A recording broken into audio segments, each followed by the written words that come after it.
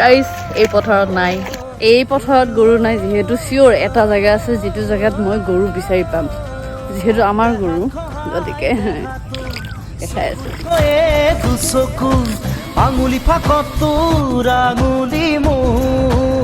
এইয়া চাওঁ, মই যিটো কৈছিলোঁ সেইটোৱে হ'ল।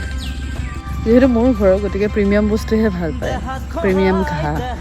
এয়া হৈছে দিল্লী পাব্লিক স্কুলৰ এৰিয়া, আৰু আমাৰ গৰুটোৱে এই মই কেৱল দিল্লী পাব্লিকৰ ঘাঁহহে খায়।